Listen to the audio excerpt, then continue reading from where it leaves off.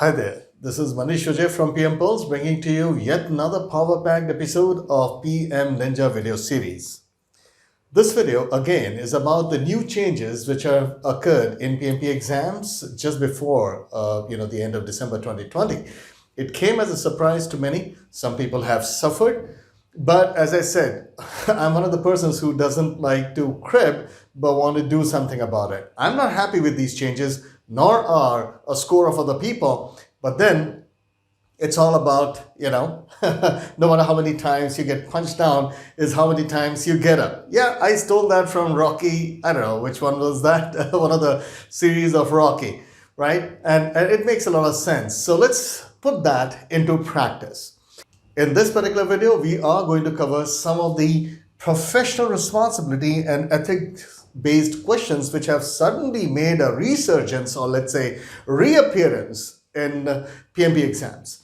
It had almost completely died down. Very few ethics based questions used to come, but now suddenly, since last 1 week, they have actually restarted giving some questions on professional responsibility and ethics. Now, let me tell you, the number of questions are not too many, but the fact that they are showing up and the fact that you may not be aware of it, may not be prepared, well, there you go.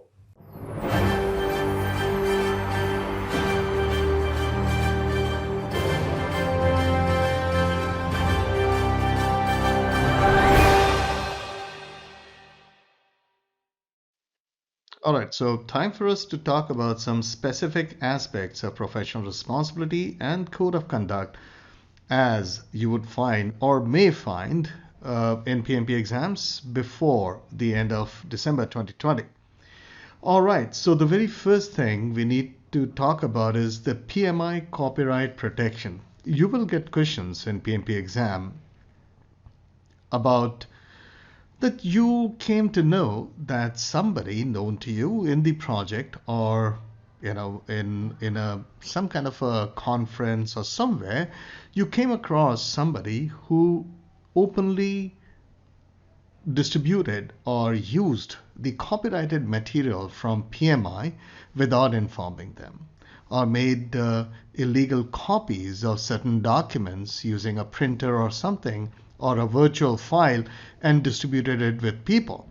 Now, this could also be connected to your team members, that somebody came across an article and they liked it very much, and they, on PMI side, of course, or one of the publications of PMI, and they distributed that article across using how would I say, I wouldn't say the word illegal, but how do I say, unapproved means, right? Making copies of it, or getting them printed and distributing it with people. Those kind of questions have to be answered in a specific way. So, for example, there are only two ways in which PMI copyright protection may be violated, and that is unintentional or intentional. Now, there is a benefit of doubt that PMI as such, provides in their questioning, or the kind of answers that they expect, that they allow a certain amount of a benefit of doubt. What is that benefit of doubt? Well, if the examination question states or shows or kind of builds a background in which you come to know it was not intentional, maybe the person did not know about it, in such cases, you will just let them know that they are in violation of the PMI copyright laws and set them right. So basically, that is what you're supposed to do. Let them know. It's your job. Now, some of you might wonder, and some of the options, right, in such examination questions are that, well, you don't have to do anything because you are not a PMI member, or you are not a PMP certified professional.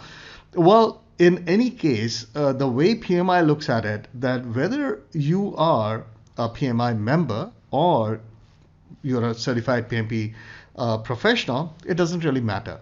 The moment you come to know that the copyright protection of PMI has been violated, your job is to let PMI know if it is intentional. But if it is unintentional, you're not going to keep quiet. You will let the person know that they're making a mistake, whoever they are. It could be even your sponsor. It doesn't really matter. So your job, when it comes to questions on PMI copyright protection violation, you're supposed to let people know about their unintentional or unintended violation of the PMI copyright laws. But if it is intentional, you inform the PMI, right? So keep that in mind. Now let's move on to the next topic, which basically talks about maintaining full transparency. Transparency about your experience, transparency about your behavior, transparency about your duties, right? Or any other mistakes that you've made. So let's talk about transparency. Some of the questions, they talk about that you as a project manager might have conducted some mistakes, might have done some oversights, which has led to a certain amount of losses. The sponsor does not want, or somebody else does not want, or one of your managers do not want the customers to know about it, because they might have a negative feeling about the professionalism of the organization. But your job as a project manager is to actually let the customers know, or for that matter, let your own managers know that you have made a mistake and the extent of the damage which has been done. But you also have to keep in mind that you also have to come out with specific suggestions, also inform the remedy for the same. That's very important. So mistakes do happen. As a professional person, you're supposed to avoid mistakes. The whole concept of planning is to prevent mistakes, to use checklists and stuff like that. But even then, if it does happen, and your job is to inform the sponsor, the customer, or the appropriate authority, and also let them know about the magnitude of the damage done, as well as inform the remedy for the same, right? So this is part of your maintaining full transparency. There would be some options once in a while which actually talk about that others have not come to know. You have a way to make sure or get things done right, and you don't have, and probably people will not come to know. Well, even in those cases, you will inform someone, right? So that's very important. You will maintain full transparency. Second point in maintaining full transparency is your professional suitability and experience. Let me give you an example. Let's say you're a project manager who has just been hired by your seniors, or in a company which is something to do with oil and gas proliferation, right? And they were actually looking for those kind of project managers who've had substantial experience in oil and gas field. They forgot to ask you.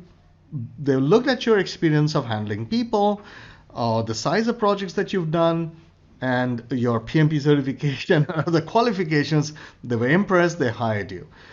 Later on, you come to know, because you saw the job description, they're still not, the people who have hired you still not aware that you do not have suitable experience in oil and gas kind of line of business. But you come to know that this was their requirement, which they probably forgot to ask, or whatever it is. And your job is to even then go ahead and tell them that you don't have that experience. It's written in the job description. They forgot to ask you, so it's your duty to let them know. You will not, spice up your experience levels or anything. You'll not tell a lie as far as your professional suitability and experience is concerned. But over and above that, you have to give a full transparency, even if nobody has asked you for it. And you come to know that, well, that was one of the job requirements, and it's your job to let people know, right? But then it could also mean that you will then also show that you have your experience, to handle larger team and larger projects, and that, project management is agnostic, so you can actually deal with that particular project.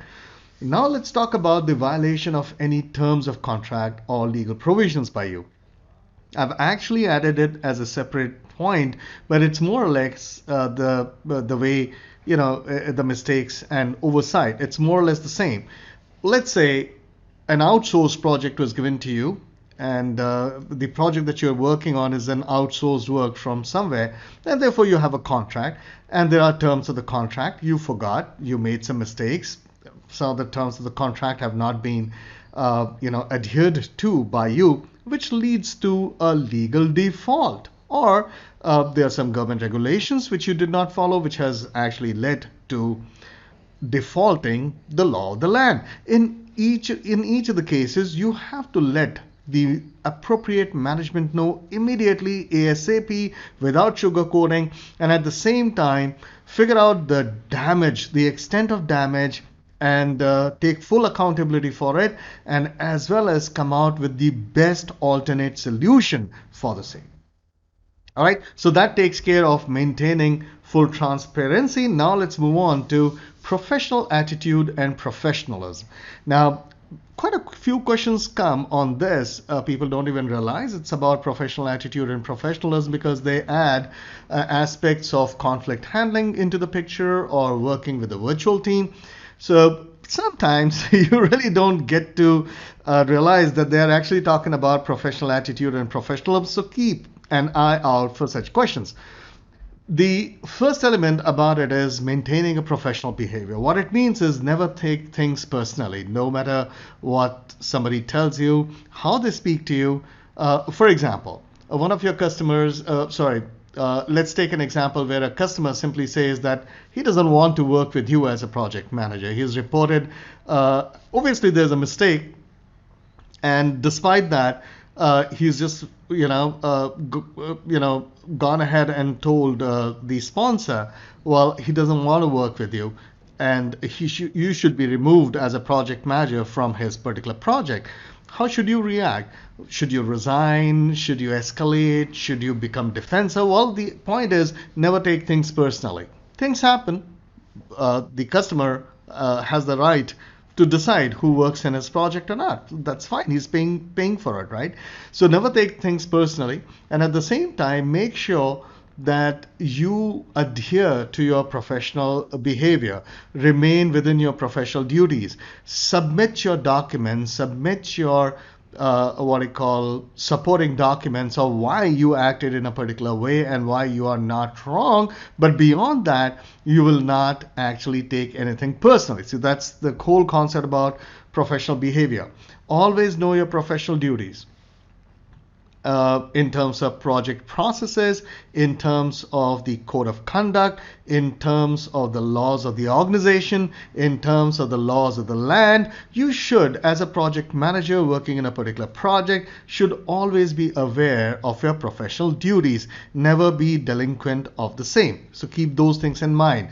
Now let's move on to the next point about professional attitude and professionalism. You will, as a project manager, will always be taking a higher professional ground or a standard.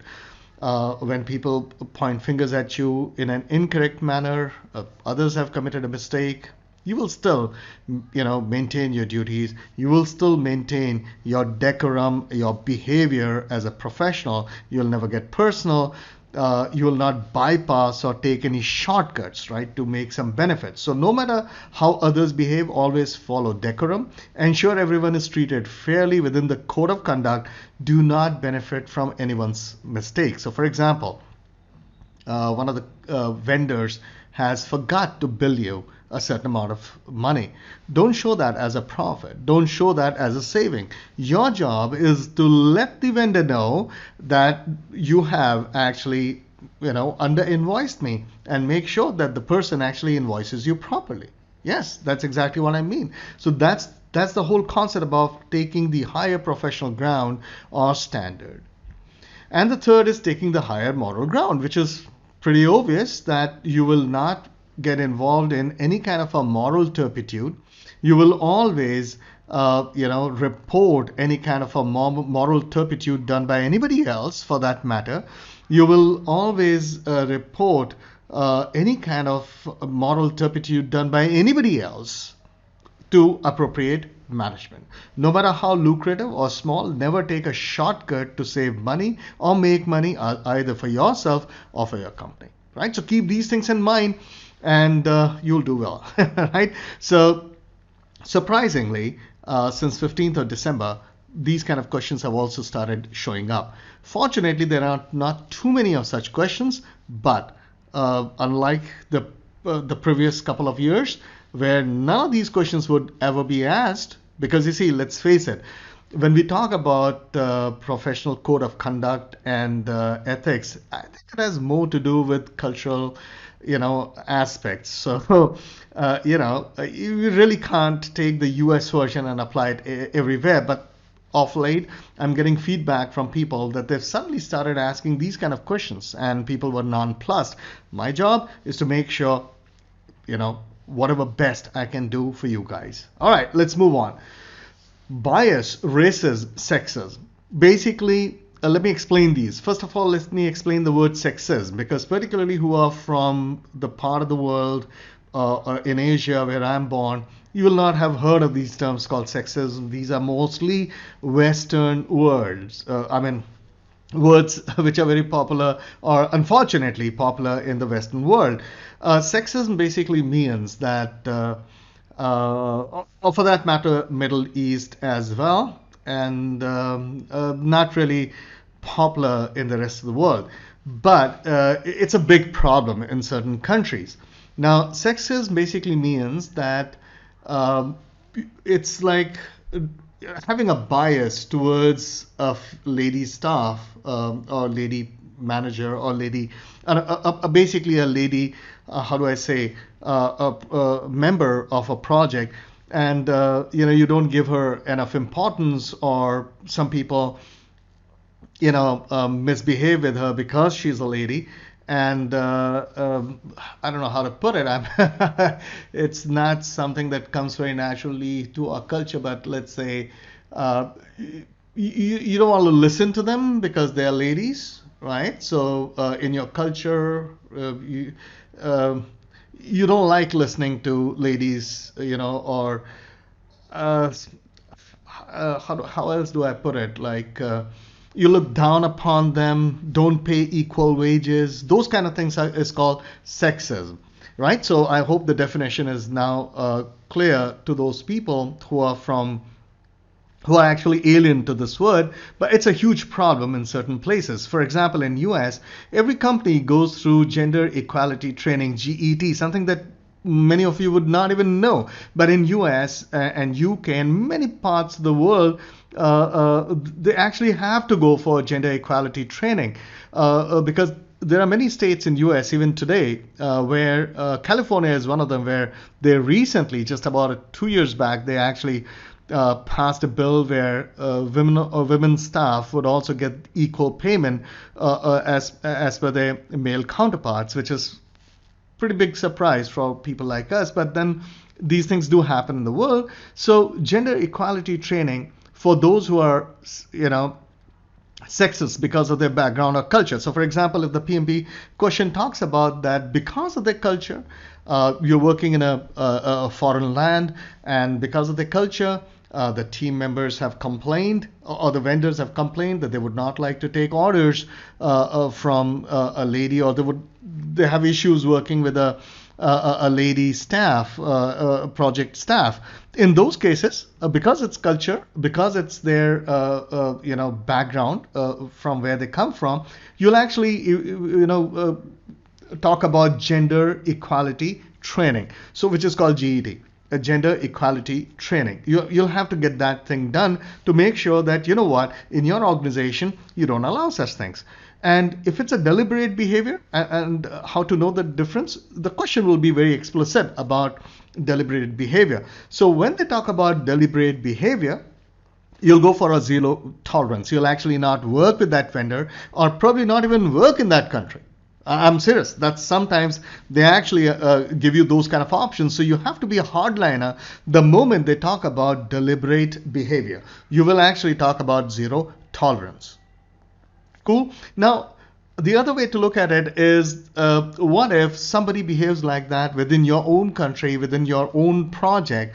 And in such cases, if it has happened because the person is a virtual team member from a different culture, So again, you'll have to provide a gender equality training. But if it has been, and the question makes it very clear that even through virtual meeting, they're very deliberate. They've made a sexist remark. They've made a sexist joke. Well, you'll have to inform your HR manager. You have to penalize, because deliberate behavior for sexism, zero tolerance. All right. Moving forward, then comes another ugly part of another part of the word, racism or fascism, and that's actually connected to something known as a disease, which is known as ethnocentricity, ethnocentrism, where people feel that their own culture or their religion or their way of life is a benchmark. And if any other country, any other way of life, any other culture, any other religion do not, including their skin color, does not match theirs, it's okay to ridicule. It's okay to have an open bias against them. It is okay to prevent them from doing the work, right? So that's called racism or fascism.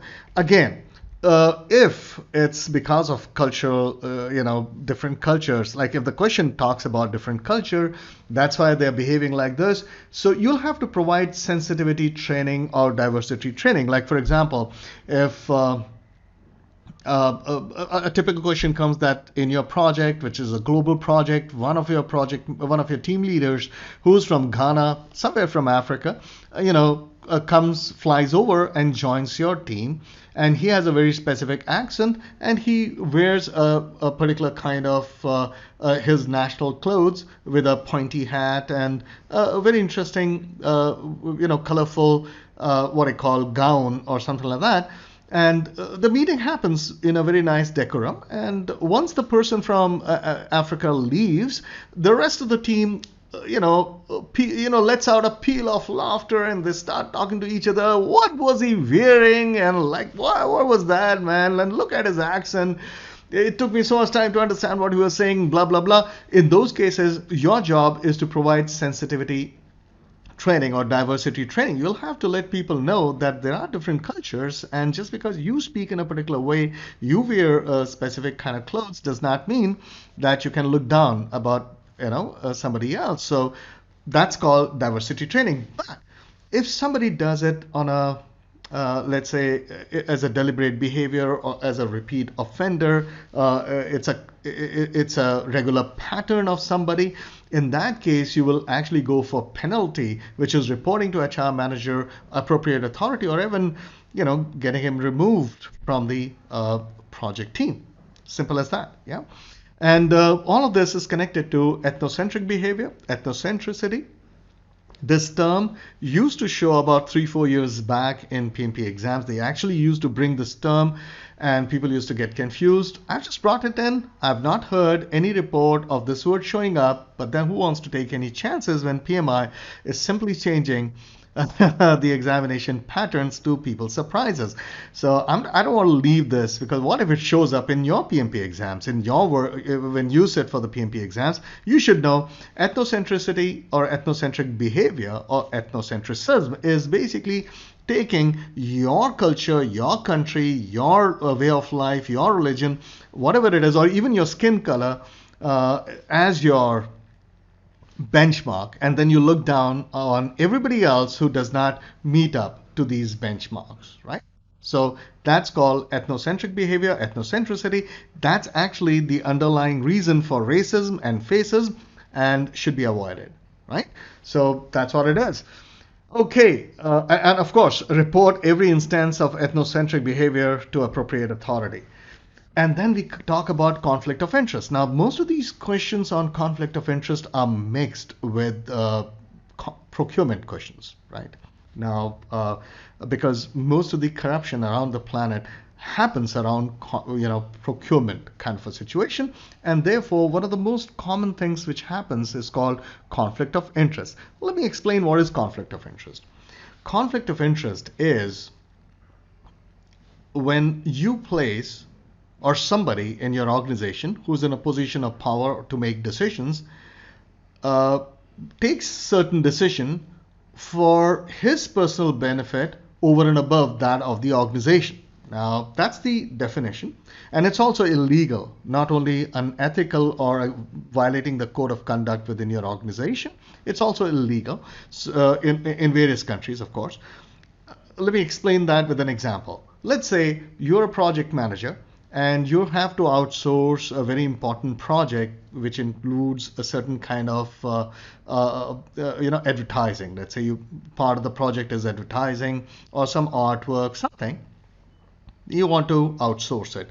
And you realize that you have your own brother who's actually running a small organization, very competent people, and they have been doing great job. So you say, you know what, and they can actually do this job, right? And what you decide? Well, if you are one of the decision-making authority, you actually give it to your own brother, right? Or if you're not the competent authority, you actually tell your brother that, hey, you know what? We are actually about to float this RFP. You should be one of the persons who actually, apply for it. I'll be one of the selection committee members. I'm going to select you. So basically what happens in such cases, you are actually putting your personal responsibility, your personal benefit over and above that of the organization, and that's called conflict of interest. Now, once I've made that clear, let's look at how do you react to questions on conflict of interest. So one of them is called deliberate or intentional. Like, for example, in some questions you come to know that one of your bosses, one of your senior managers, or your sponsor for that matter, has actually specifically instructed you to actually outsource the work to a specific person because that person is his brother-in-law, whatever it is, some relative or a friend, right? So you have to report to an appropriate authority. That's the whole point. The moment you come to know about any conflict of interest within your project, connected to your project, you have to report to an appropriate authority. That's it, right? As long as somebody else does it. Now, what if it is unintended? Like, for example, unknown to you, you didn't tell your brother that you should apply. I mean, he's just another person with a company of his own, and he's looking for business. And he come across the RFP which your company has floated, and completely unknown to you, he's also applied. Now that's called unintended conflict of interest. But you are already in the position of the conflict of interest, which means the moment you come to know that, oh man, my brother has also applied, that's the moment when you actually step back and let the report to an appropriate authority that this is what has happened, and now I am in a position of conflict of interest, and therefore after that take the next steps as per the direction of the competent authority. If they still tell you, okay, that's okay, you go ahead and be in the selection committee, or just go with the job as so you do that. But in case they tell you to step back from the selection process, you'll have to do that. So basically your next steps as per the direction of the competent authority, you'll have to take steps just the way they tell you to. So understand the difference by looking at the question, the difference between deliberate and or intentional versus unintended. But in both cases you have to report to an appropriate authority, right? So remember, conflict of interest is not always something that has already happened, right? It could also be unintended. It just the position itself where you could actually override the interest of the organization in your favor. Even that position, whether you intend to do it or not, that is called unintended conflict of interest. And the moment you come to know about that position, you have to let somebody, a decision maker in your company, know, and that's what we call it as a appropriate authority, and then follow the steps as dictated to you. All right, so that takes care of conflict of interest, and now we come to the very last point, which is called gifts. Now, I doubt these kind of questions will show up because gifts were a big problem even 3 years back when they used to still ask questions about gifts, because different cultures have different concepts about gifts. Like, for example, people from our part of the world during Diwali, you have to give gifts. People do give gifts. There's nothing wrong with that, right? And when we give gifts, we don't really ask people, hey, how much is applicable in your company, right? So, I mean, Like for us, it doesn't even make sense. In Japan, you cannot do business without gifting people. You have to gift people. I'm not kidding, right? In fact, in Japan, there's nothing known as bribe. The word bribe does not exist. Yes, I'm not kidding. So different culture, and they're doing very well. They're one of the most ethical people I've come across. So it's not. So the meaning of the term gifts mean differently for different people. The meaning of the term bribe differently. So you really can't get US or PMI to superimpose one culture for the rest of the world. If you're doing project management, that's the kind of questions you have to answer. Well, it's not true. I'm covering it here, and chances are they will not give you any questions on gifts. But the reason, as I told you, once I come to know about something, I would like to cover all the bases, and therefore I'm just kind of lightly discussing gifts with you. In case you come across these kind of questions, you should not be taken as a surprise. You should not have problems. So let's talk about gifts. Three elements: receiving gifts, giving gifts, and gifts as a bribe. Like, what's the difference between a bribe and a gift? So when we talk about receiving gift, rules are very simple. Cannot receive gifts which are worth more than the allowable limit. Now, in most of the companies, they have this limit in your employee's handbook, which basically says that more than $500 worth of gift you're not allowed to accept, right? So that's called the allowable limit. In some companies, they just do not allow you to receive any gift, not even a pen, nothing, right? In such cases, you will not accept any kind of a gift. But if the question goes on to say that you are in a vendor's country where it is very important for them to receive and give gifts to people who work together, it's part of their culture, it's part of their sensitivity.